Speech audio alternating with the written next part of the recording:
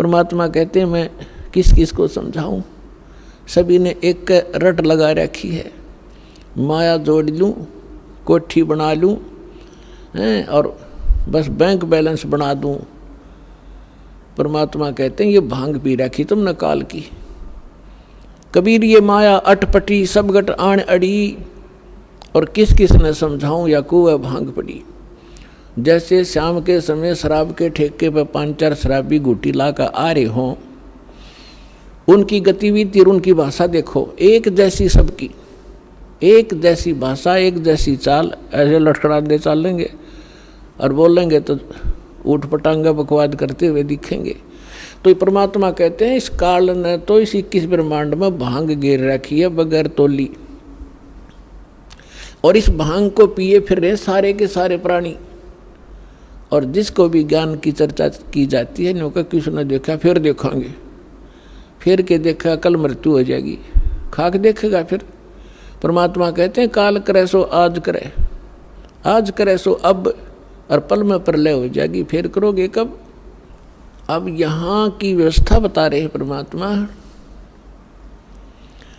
कि पतझड़ आवत देख कर बन रोवे मन माही, ऊंची टहनी पात थे वो आज पीले हो जाही। पात जड़नता यूं कहे सुन भई तरवर राय, अब के बिछुड़े नहीं मिले न जाने कहाँ गिरेंगे जाए। तरवर कहता पात से सुनो पात एक बात, यहाँ की याहे रीति है एक आवत एक जात। पुण्यात्माओं परमात्मा ने ना जाने कितने उदाहरण दे दे के हमारी यह भांग उतारनी चाहिए।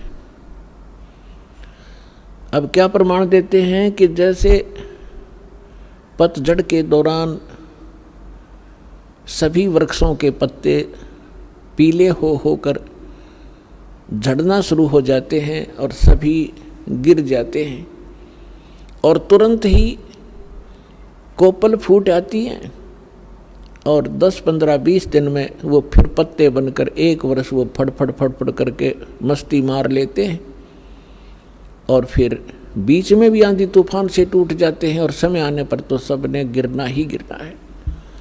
तो यहाँ परमात्मा याद दिलाते हैं कि पतझड़ आवत देख के जब प्रलय होगी सभी विनाश में आवेंगे। तो यहाँ बता रहे हैं पतझड़ आवत देख के बन रोवे मन माही, ये ऊंची टहनी पात थे आज पीले हो जाही। अब जैसे हम बूढ़े हो गए, हमारे सफ़ेद बाल हो गए, सफ़ेद बाल हो गए तो ये समझ लो टिकट कटन वाली है, कट जायु कर दे। तो इसलिए ये प्रमाणित हो गया है कि अब अपनी तैयारी पकड़, भक्ति कर। फिर क्या बताते हैं कि पात झड़नता यूं कहे सुन भई तरवर राय। अब जैसे कोई बड़े पूरे परिवार में कोई सदस्य बीमार हो जाता है, रोगी हो गया, असाध्य रोग हो गया, और डॉक्टर ने बता दिया 10 दिन का मेहमान है या 1 महीने का मेहमान है। उस समय उसकी क्या स्थिति होती है, रिलेटिव आकर इकट्ठे होने लग जाते हैं, परिवार के सदस्य भी आसपास बैठ जाते हैं। तब वो खुद सोचता है कि अब के बनेगी, मेरे साथ कहाँ जाऊंगा। तो यहाँ उदाहरण दे रहे परमात्मा के पात जड़नता यूं कहे सुन भई तरवर राय। हे वृक्ष, यानी वृक्ष समझो एक परिवार, एक पत्ता टूट कर जा रहा है वो सदस्य परिवार का, और वो खुद कह रहा है कि ना जाने कहाँ गिरेंगे जाए, अब के बिछड़े फिर नहीं मिलेंगे, ना जाने कहाँ गिरेंगे जाए। तो फिर जो कुल के लोग बैठे होते हैं वो एक सांत्वना दिलाते हैं, और क्या कहते हैं, भाई यहाँ तो सब नहीं मरना है, ना कोई रहा 2 दिन आगे पीछे, भाई ये तो सब नहीं जाना है, परमात्मा का विधान है, चिंता ना कर, जो होनी थी होगी। बस इतना संतोष देकर हम उसका दिल डांटते हैं। ऐसे ही उदाहरण दे रहे परमात्मा कि वृक्ष कह रहा है, वो तरवर कह रहा है, तरवर कहता पात से सुनो पात एक बात, यहाँ की यह रीति है एक आवत एक जात। दादा मर गया, पोता पैदा हो गया, 50-60 वर्ष वो पोता नाच कूद लेगा, फिर वो मरेगा, उसका पोता तैयार हो गया। तो परमात्मा कहते ये क्या जीवन है तुम्हारा, तुम इसी को फाइनल मान लिया। इसका एक विकल्प है, अभी तक नहीं था, अब इसका अल्टरनेट प्राप्त है, फिर इसको ग्रहण करो। जब तक हमारे साथ धोखा हुआ सो हुआ, अब तो सतर्क हो जाओ। ये जीवन नहीं है, ये संसार ठीक नहीं है, ये आपका नहीं है। काया तेरी है नहीं, ये माया कहाँ से हो, चरण कमल में ध्यान रखो हो, इन दोनों को खो। जब तेरा शरीर तेरा नहीं, मूर्ख तो कोठी और बंगलो नारी बैंक बैलेंस ना अपना क्यों कर मान बैठा, या बुद्धि कहाँ भ्रष्ट हुई तेरी। जब काया तेरी है नहीं, ये माया कहाँ से हो, चरण कमल में ध्यान रखो, भगवान की भक्ति करते रहो। तेरे पास माया है, इसको सदुपयोग कर, इसका अहम मत बना, इसमें ममता मत रख, या तेरी नहीं है। ऐसे समझ ले जैसे होटल में जाकर रेस्टोरेंट में कोई सेठ व्यक्ति रह रहा है, वहाँ की कुर्सी मेज पलंग टीवी सारा कुछ उपलब्ध है, आपको एसी लगा है, कूलर लगे हैं, पंखे लगे हैं, ट्यूब हैं, आप उनको प्रयोग कर रहे हैं, करते रहो, क्योंकि आपका जो रेंट लग रहा है किराया चलते समय आपका नहीं है। वो कहते उन कुर्सियाँ ना अपने समझ बैठे और उस टीवी ने ठा के चालन दे, कोई नहीं जान देगा वहाँ से।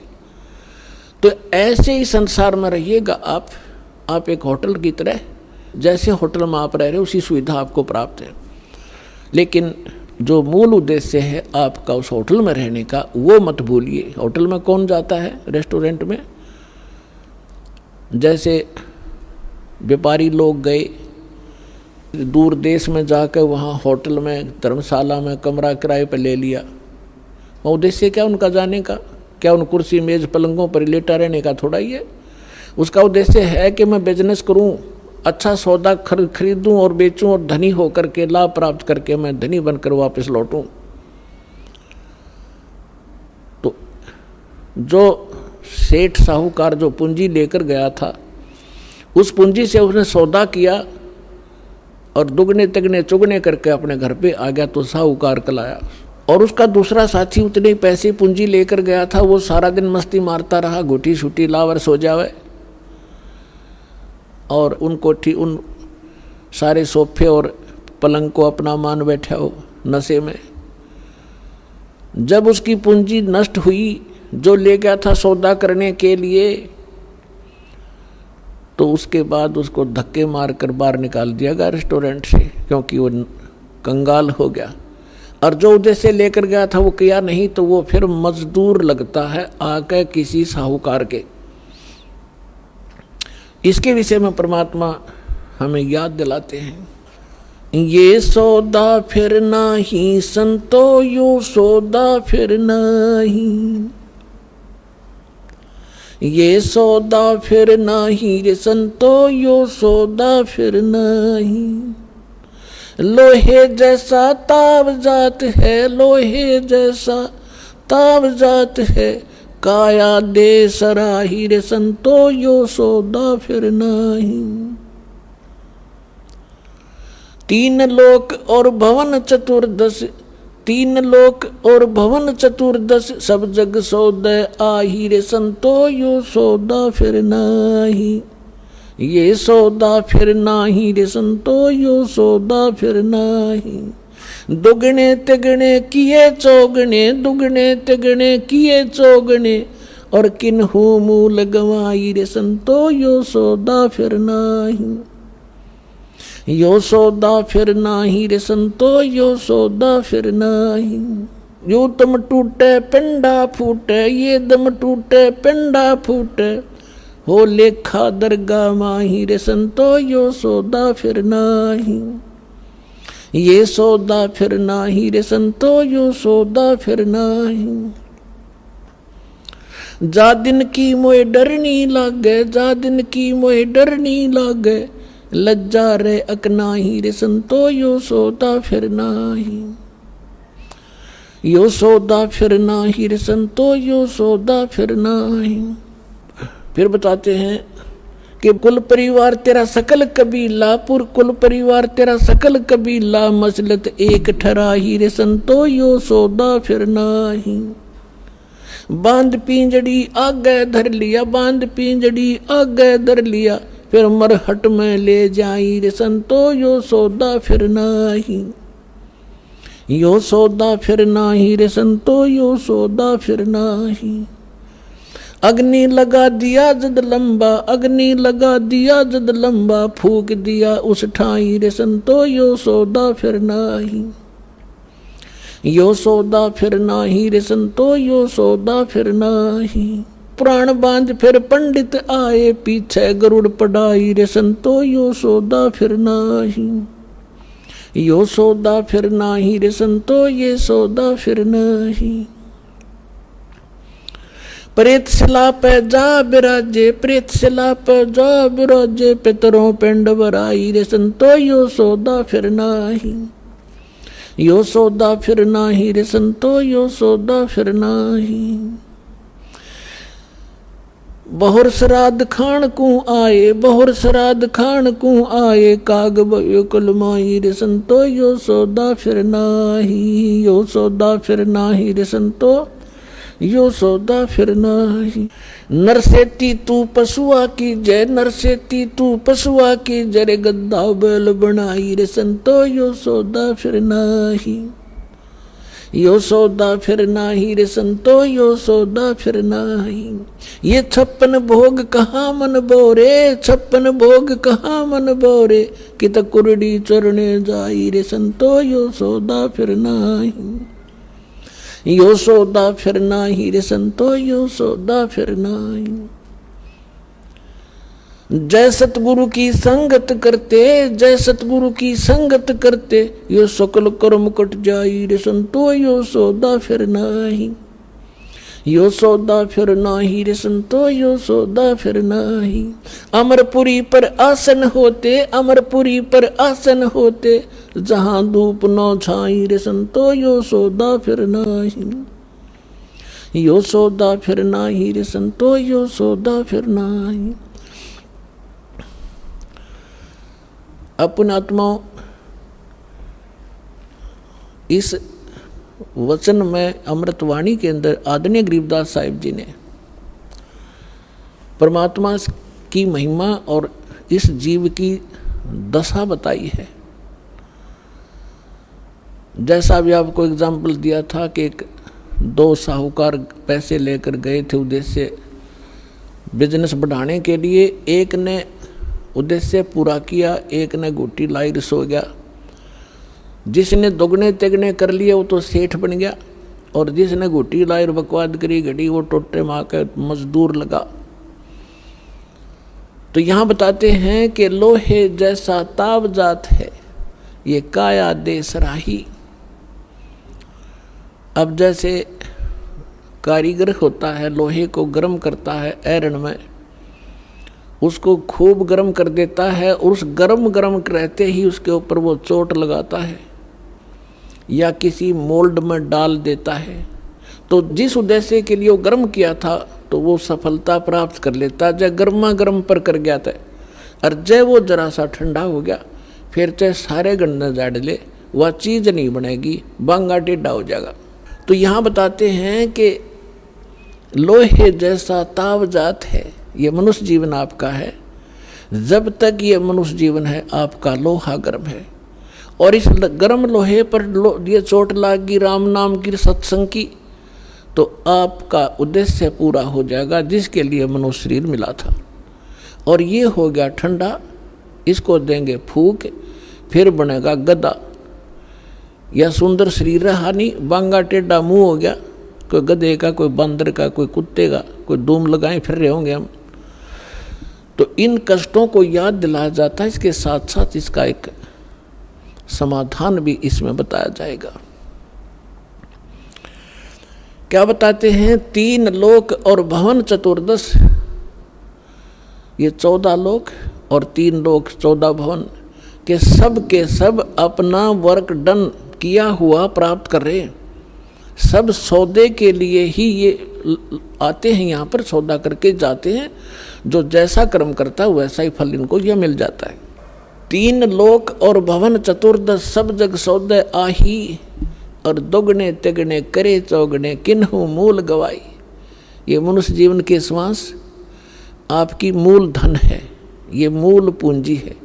जो अच्छी आत्माएं हैं, जो सत्संग में आते हैं, उनको परम संत मिल जाते हैं, शास्त्र उनको साधना प्राप्त हो जाती है, और मर्यादा में रहकर अपने उद्देश्य को ना भूलकर आजीवन भक्ति करते हैं, तो वो दुगुने तिगुने चौगुने कर लेते इस मूल धन के। और जो केवल सारा दिन राजनीति में गुटी सुटी लाई ताश खेले बकवाद घड़ी पेट भरने के लिए धंधे में लागे रहे, बस उसी को फाइनल मान लिया, तो कहते उन्होंने मूल गंवा दिया, वो मूल धन नष्ट कर दिया, मनुष्य जीवन को बर्बाद कर दिया। उसके बाद फिर क्या होगा? कहते हैं ये दम टूटे, श्वास खत्म होंगे, ये शरीर नष्ट हो जाएगा, समाप्त होगा। फिर जीवात्मा तो ऊपर ले जाएंगे पकड़ कर यम के दूत, और पीछे से ये नकली धर्मगुरु हमारे इसकी क्रियाक्रम पर ला देंगे हमने, और वहाँ उसकी दुर्गति हो रही होगी ऊपर, यहाँ हम क्रियाक्रम करके उसकी गति की चिंता कर रहे होते। क्या बताते हैं कि उस दरगाह में मार पड़ेगी, यम पकड़ेंगे बाहीं। जिन्होंने परम संत सतगुरु रूप में प्राप्त नहीं हुए, सत्साधना नहीं की, उनको यम के दूत पकड़ कर ले जाते हैं, और जिनको संत मिल गए सत्साधना कर रहे हैं, उनको यम के दूत नहीं ले जाते, उनको जहाज में बिठाकर भगवान ले जाता है। कबीर साहब कहते हैं आए हैं सो जावेंगे ये राजा रंग फकीरे, एक सिंहासन चढ़ चले एक जूड़े जात जंजीरे। आने और जाने में बहुत अंतर रहेगा। कबीर साहब कहते हैं जो जन्मे हैं वो मृत्यु तो होगी। आए हैं सो जावेंगे राजा रंग फकीर, लेकिन राजा रंग जो भक्ति नहीं करते और फकीर साधक जो संत कर भक्ति करता है, उनके जाने में बहुत अंतर होगा। एक तो सिंहासन चढ़ चले विमान में बैठ कर जाएंगे, और एक बांध के ले जाएंगे जिनको यम के दूत, तो बहुत अंतर हो गया। अब क्या बताते हैं कि कुल परिवार तेरा सकल कबीला मसलत एक ठहराई।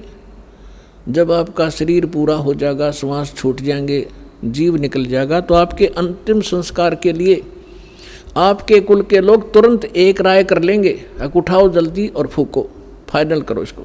कुल परिवार तेरा सकल कबीला मसलत एक ठहराई, सब ने एक सलाह बना ली, और बांध पिंजड़ी आगे धर लिया मरघट में ले जाई। अग्नि लगा दिया जद लंबा फूक दिया उस ठाई। अब शरीर का तो कर दिया काम। अब क्या शुरुआत की?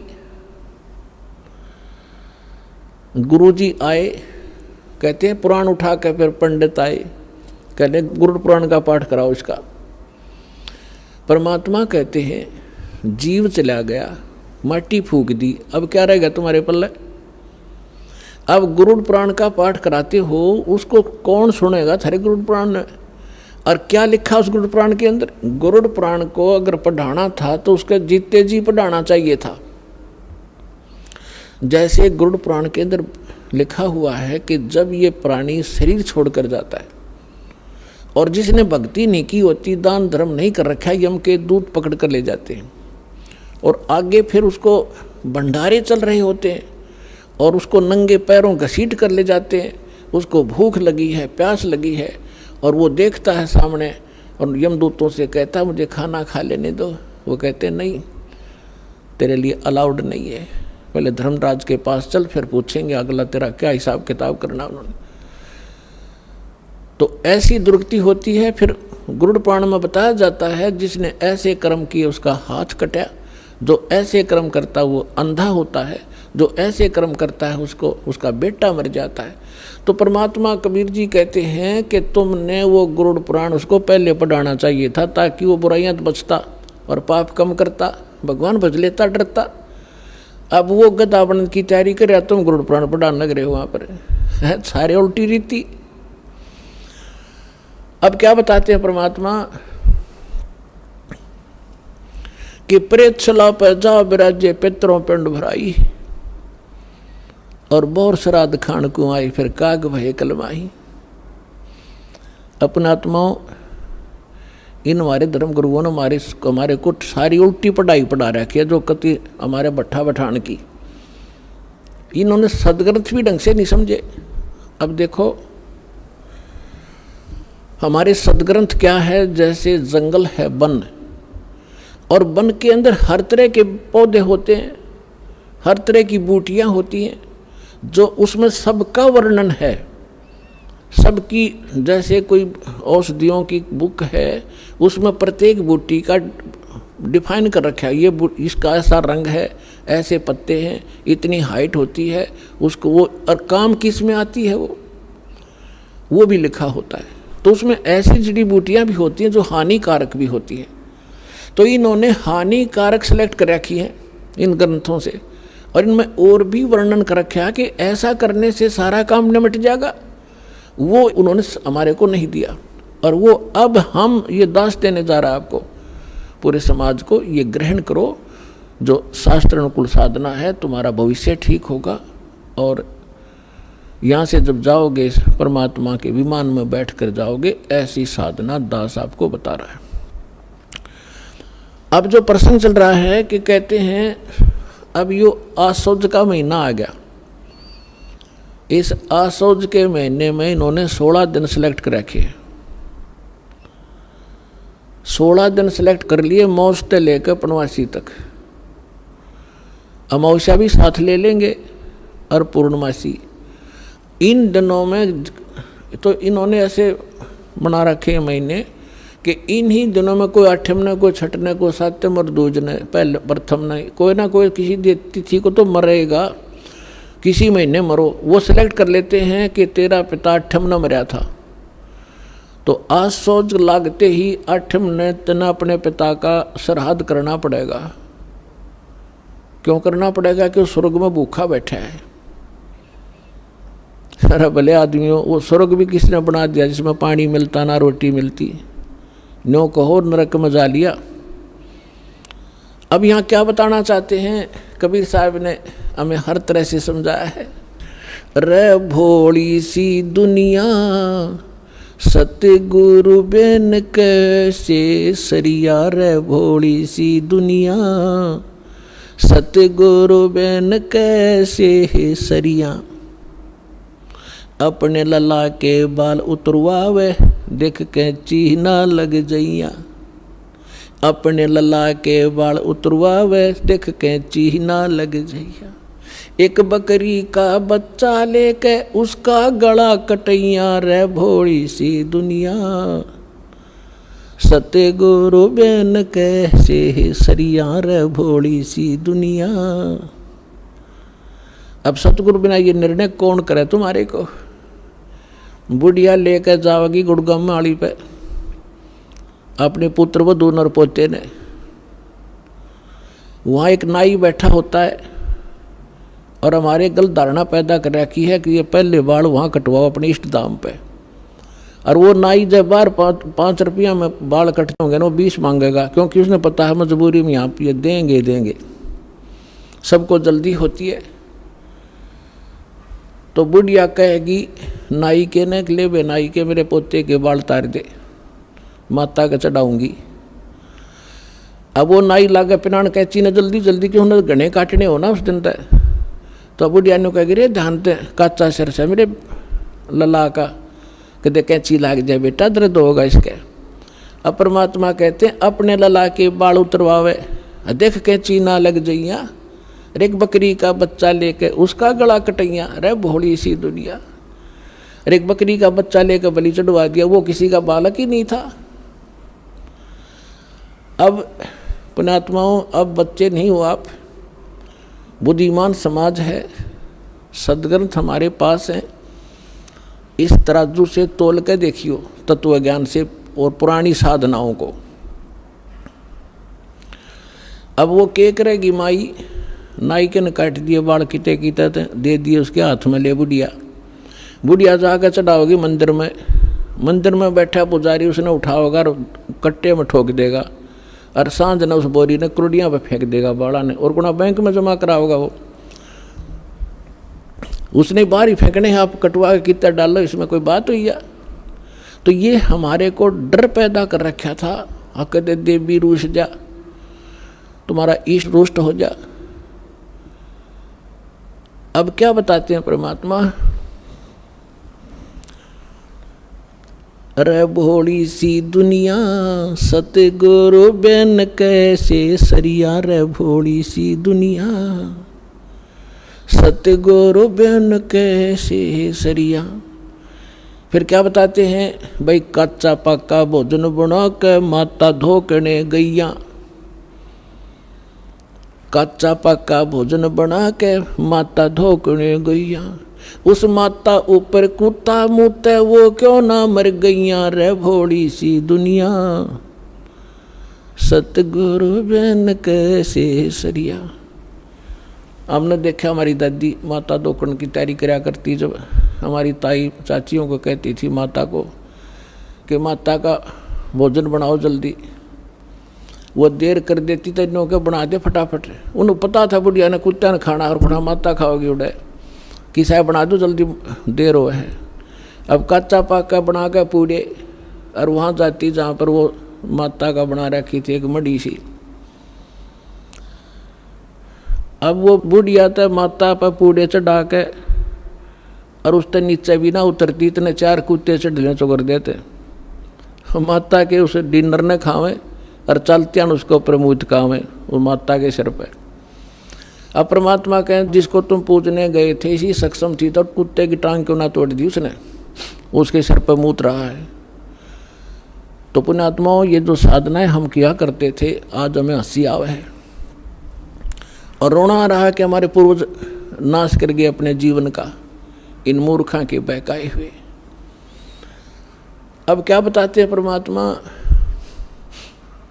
अब देखो हमारा कोई परिवार का सदस्य मृत्यु को प्राप्त हो जाता है, तो सबसे पहले वो क्या करते हैं कि इसके फूल उठाओ, क्या करोगे, गंगा में डाल के आएंगे, किस लिए, गति हो जाएगी इसकी, गति कराएंगे। अच्छा उठा लिए, गंगा में डाल आए, फिर कहा कि इसकी 13वीं करो, 13वीं किस लिए कि गति करावांगे। अच्छा 13वीं कर दी, फिर महीना करो, पहले तो बड़ा सांका था, एक साल तक प्रत्येक महीने गति कराया करते, और 1 साल में फिर न्यारी गति कराया करते, कदे 6 माहिर, फिर साल के अंदर वर्षों ये सारा कुछ कर दिया। फिर कहने लगे श्राद्ध शुरू करो, किस लिए कि उसकी गति करावेंगे। फिर पिंड भरवा काओ, किस लिए कि गति करावाएंगे। परमात्मा कहते हैं कहाँ छोड़ दिए लाके। अब क्या बताते हैं, जैसे सरहदी बावेंगे, हमने सब ने पता, अपने भी पता, हमने भी खूब ये डले डो रखे हैं। पंडित जी आवेगा, भोजन बनावेगा, और फिर सबसे पहले कहेगा छत पर रख दो, किस लिए कि हो सके तुम्हारा बाप कौवा बन गया हो, और कौवे ने भोग ला दिया, समझ लो भोग ला गया तुम्हारे पिता को। क्यों कौवा बना हुआ है बता, लागे थे गति करान, कौवा बना के छोड़ दिया, और थरा के जो भैया। रे भोली सी दुनिया सतगुरु बिन कैसे सरिया, रे भोली सी दुनिया सतगुरु बिन कैसे सरिया। रे भोली सी दुनिया सतगुरु बिन कैसे सरिया। फिर बताते हैं, जीवित बाप गेल लट्ठम लट्ठा, और मुए गंग पुचैया। जीवित बाप गेल लट्ठम लट्ठा, मुए गंग पुचैया। जब आवे आसौज का महीना, वो कौवा बाप बनैया। रे भोली सी दुनिया सतगुरु बिन कैसे सरिया, रे भोली सी दुनिया सतगुरु बिन कैसे सरिया। अब बगैर ज्ञान के इस माया की हवस में हम बड़े छोटों का सत्कार भी भूल गए। एक बूढ़ा बतावा था, एक भक्त कह रहा था कि मेरा एक मित्र था, वो मैं भी रिटायर हो गया और वो भी रिटायर हो गया। एक दिन मुझे बैंक में मिल गया वो, बैंक में से उसने 8-10 हज़ार रुपये मिले पेंशन के, और उसके साथ मैंने उसको राम रमी करी। उसकी पुत्र वधू साथ थी, वह ने बोली ला दादा ये पीछे मैंने दे दे, खो देगा कि राम लकड़ी जाएंगे तेरे पे। वो 10 के 10 हज़ार बूढ़े तीन दे दिए, और ने बोले हम जाओ बाजार में कोई सामान ले आवेंगे, उस तीन दे दिए 10 रुपये, रिक्शा में बैठ के घर चला जाइए। अब वो कहने लगा भाई या कौन थी, बोला छोरे की बहू थी, और बोला ठीक से, बोला खाक ठीक सू, आज मैंने पैसे दिए ले ले, मैं चाह न भी तरसूँ सारा दिन इनके मुंह तरफ देखता हूँ, ईसा ठीक सू मैं। तो पुणात्मा परमात्मा कहते जीवित बाप का तो कदर नहीं, और मरे पाछे इनके बकाए हुए नो का गंगा में डाल कहोगे गति हो जाएगी, गंगा में डालने तक गति होगी इनकी। फूक फाक दिया, राख बना दी उसने, कीता फेंक दो उठा के। बस तू अपने मनुष्य जीवन रहते जो करना कर लो, बाद में सारी बकवाद है उसका कोई लाभ नहीं, क्योंकि इन्होंने इस सारी साधनाओं को बिगाड़ दिया। जो कुछ उस जीव को लाभ होना था जीवित समय में, जो विशेष लाभ होना जीवित समय में होना है, मृत्यु के उपरांत जो साधना वो करवाते हैं ना, मृत्यु के उपरांत उसकी गति करा देंगे। आज तक तो किसी गति हुई नहीं। और जिनके जो पितृ दोष हैं, जो आपके ऊपर कोई बाधाएं हैं, अब आपको ऐसे मंत्र आपके माध्यम से ऐसे पुनर्वर्तमान में कराए जाएंगे कि उनका भी छुटकारा हो जाएगा। आपकी अगली पिछली आने वाली पीढ़ियां सभी का उद्धार हो जाएगा। ये पुराना जो लोक वेद है उसके आधार से कुछ भी साधना आप नहीं करोगे, इसको त्याग दो। अब क्या बताना चाहते हैं कि जय सतगुरु की संगत करते ये सकल कर्म कट जाई, अमरपुरी पर आसन होते जहाँ धूप ना छाई। गरीबदास साहिब जी ने बताया है कि यदि सतगुरु की शरण मिल जाती तो ना तो आप प्रेत बनते और ना ही पिंड भरवान की आवश्यकता पड़ती। और क्या बताते हैं, जो साधना ये किया करते थे उसका रिजल्ट क्या होता था।